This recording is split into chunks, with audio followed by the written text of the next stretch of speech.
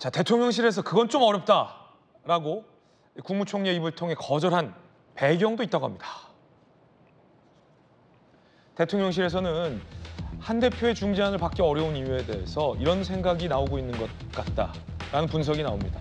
2026년 유예, 2027년 재논이 선거를 앞둔 시점이라 그렇게 되면 이미 동력 확보는 어렵다.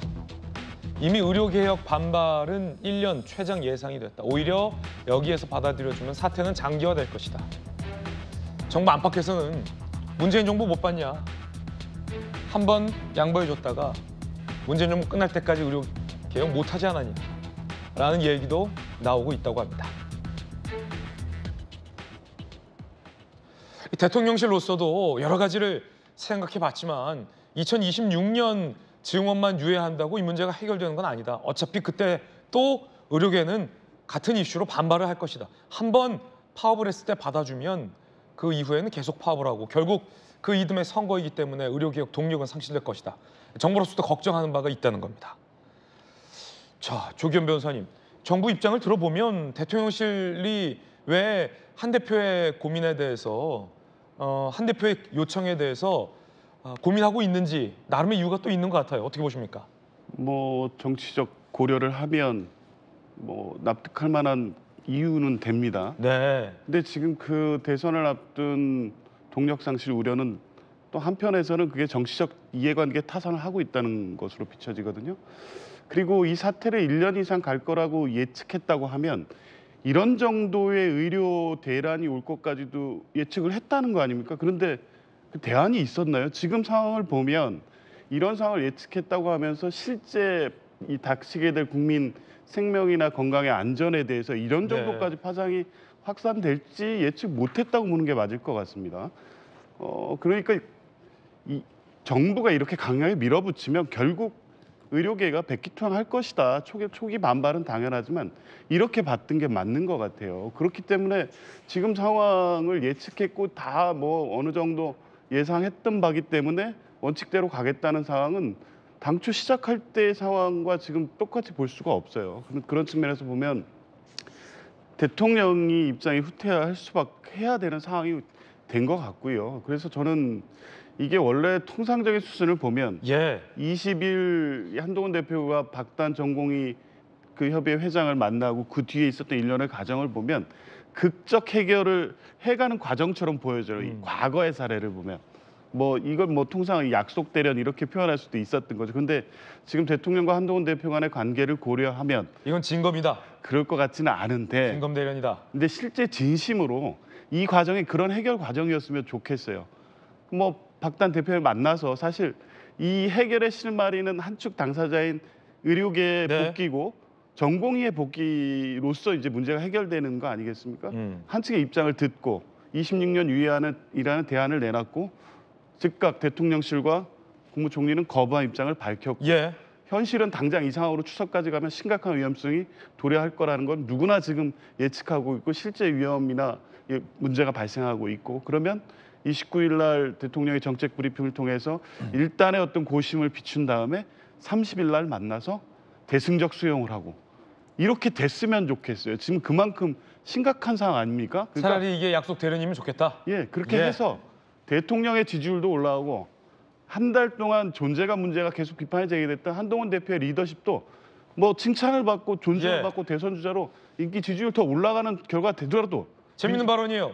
대통령 지지율 올라가고 한 대표 정치적 입지가 더 커졌으면 좋겠다. 커져더라도 지금 이 문제는 그렇게 해결해야 되는 상황이 그만큼 긴박하고 심각한 상황이라는 말씀을 드리는 거예요. 야당으로서 보실 때 대통령 지지율 올라가고 한 대표 지지율이 올라가더라도 이거 극적으로 타결했으면 좋겠다. 라는 발언이 참 흥미롭습니다. 오늘 중앙일보 보도에 이런 보도가 나왔어요. 그런데 김영주 의원님. 중앙일보 8면 기사 제목. 거부된 한동훈의 건의 또 공개. 용산 쌍터우표. 이러면 대화 어렵다. 이른바 언론 플레이라고 용산에선 불쾌하게 생각하는 측면이 있는 것 같다라는 게 중앙일보 보도예요.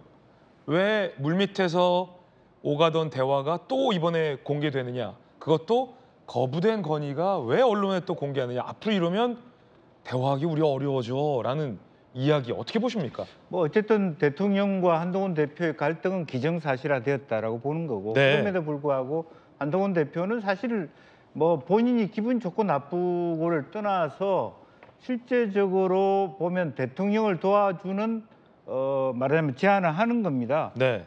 최상병 특검에 대한 제3자 안도 그렇고 이번 의료계획 안도 그렇고 어쨌든 대통령실의 무게를 좀 줄여주기 위한 제안이었다라고 보고요. 그런 의미에서 최상병 특검은 여러 가지 당내 복잡한 사정이 있어 불가능하더라도 사실 의료 대란을 좀 줄여 나가겠다라고 하는 한동훈 대표의 제안은 사실은 대통령이 갈등이 있다 하더라도 속으로야 뭐 내 사람 아니었어 이제는 아니야 다른 길로 가더라도 이 정부와 여당과는 끊을 수 없는 인연이 있는 거잖아요. 뗄래야 뗄 수 없다. 뗄 수 없는 말하자면 일체감을 갖고 갈 수밖에 없기 때문에 그런 부분이 있습니다. 저는 오히려 현 정부 만약에 이 논의가 지지부진해가지고 추석 이후에 소위 코로나가 재발하고 그 의료 대란이 일어났을 때 사실은 현재 일부 시민단체, 진보단체가 하는 대통령 퇴진 운동에 불을 붙이는 그런 화약고가 될 수 있다, 화약고가 될 수 있다. 저는 그런 위기의식을 가질 필요가 있습니다. 그래서 조규현 변호사 얘기한 것처럼 대통령실이 내가 반대함에도 불구하고 한동훈 대표가 저런 제안을 해 이렇게 불쾌감을 할 게 아니라 네. 내가 어렵게 봉착돼 있는 사면초가 된 부분을 풀어주려고 한다라고 고맙게 받아주셔야 돼요. 선의로 받아들여야 예, 돼요. 예. 그리고 그것만이 서로 상생할 수 있는 방법이다. 만약 이것마저 윤 정부가 살아날 수 있는 기회의 스스로의 손을 놓은다면 예. 사실은 한동훈의 실패가 아니라 윤 정부의 더 큰 실패로 이어질 것이다. 그렇게 생각할 필요가 있습니다. 김영주 의원님의 어떤 개인적인 전망 전해드리고 있습니다. 전주 의원님, 용산 대통령실 일각에서는 지난번에도 그러더니 이번에도 왜 또 우리끼리 한 얘기를 저렇게 밖에다 공개하느냐. 네. 한 대표 쪽에서 뭔가 의도적인 이른바 리킹, 언론 흘리기를 하는 거 아니냐라고 좀 불쾌해하는 듯한 기류가 언론 보도로 보도되고 있는데 어떻게 네. 보십니까? 그러니까 물밑으로 좀 해야 될 일이 있고 또 공개해서 해야 되는 좀 일이 있는데 지금 30일 당 지도부와의 좀 만남을 좀 앞두고 뭐 이렇게 언론에 나오는 것 자체가 좀 뭐 한동훈 대표로서는 이것을 좀 관철시키겠다 뭐 이러한 의지로 하는 거 아닌가 하는 그런 생각도 저는 들어요. 예. 이제 그런 면에서 좀 뭔가 그런 소위 말하는 언론 플레이 이런 것도 또 서로 이제 시와 때와 장소가 있는 것인데 이런 중요한 문제에 대해서 사실 지난 고위 당정 일요일에 있었던 고위 당정에서 이야기를 했다고 하는데 또 들은 분들 입장에서는 언제 이런 얘기를 했어? 정식 의제는 아니었거든요. 정식 의제는 아니었다. 정식 의제는 아니고 뭐 그리고 언론 보도에 따르면 그 뭐 끝날 무렵에 그 한덕수 총리에게 살짝 이렇게 얘기를 했다. 이걸 가지고 본인이 정식으로 건의했다. 뭐 이러한 지금 내용까지 나오고 있기 때문에 뭐 이러한 안건을 꺼낸 방식이나 또 뭐 장소 뭐 이런 것이 사실 굉장히 서로의 그런 의견 차이가 있는 것이죠. 그래서 정부로서는 이것이 정식 제안이라고 생각을 못 하고 있는데 고위당정에서 이런 것을 오히려 건의를 했다든지 이렇게 하니까 그런 면에서는 저는 불쾌할 여지도 상당히 있다고 생각합니다. 그래서 근데 이거는 굉장히 조율을 잘해야 되고 또 국민의 입장에서는 자꾸만 이게 뭐 당정 간에 엇박자 소리를 내는 것 자체가 이게 지금 현재 국내힘의 상황으로서는 또 지지율도 올려야 되고 또 여러 가지 사실 좋지 않은 그런 상황에서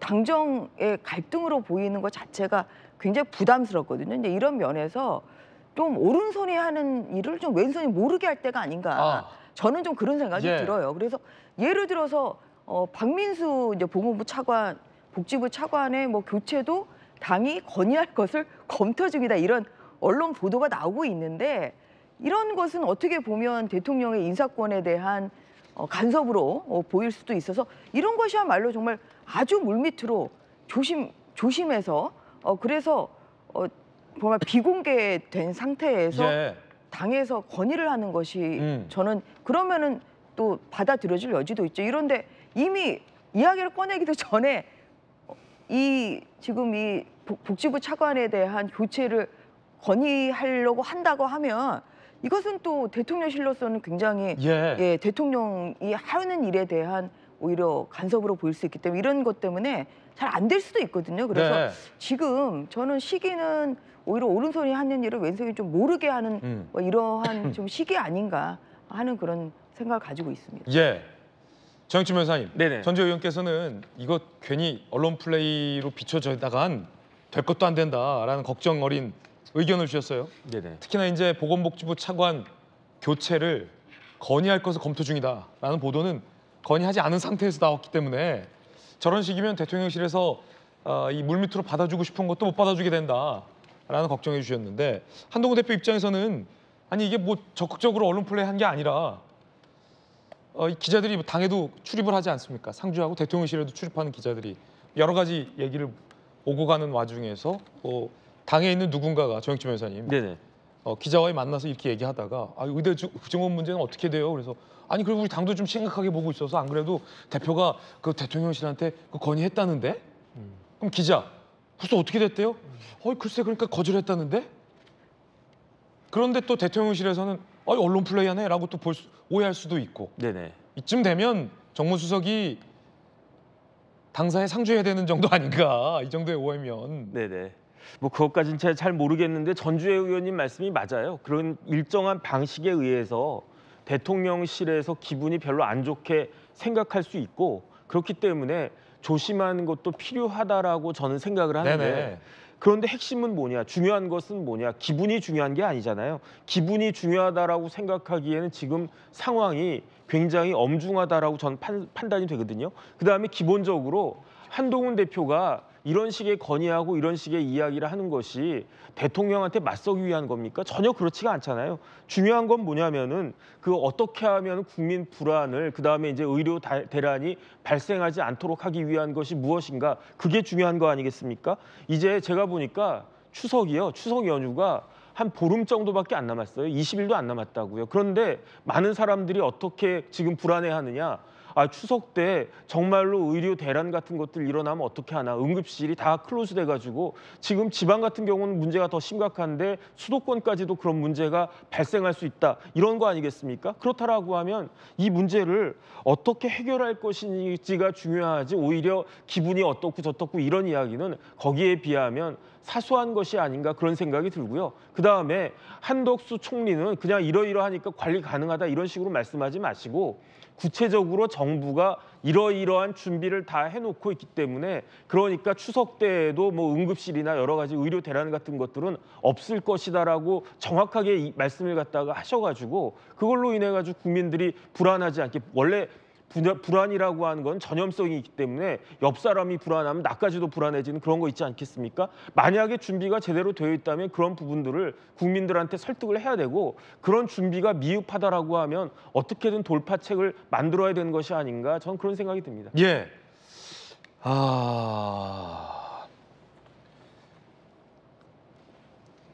한동훈 대표 입장에선 말이죠. 김용주 의원님. 네.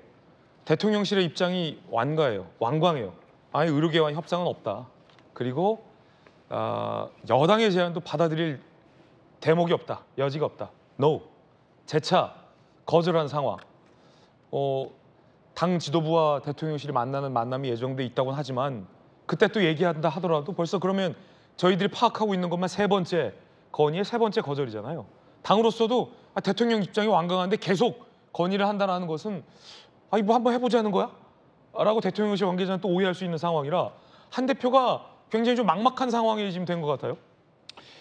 그렇습니다. 근데 저는 근본적으로 보면 이렇게 하면 대통령제 없애고 내각제로 가야 돼요.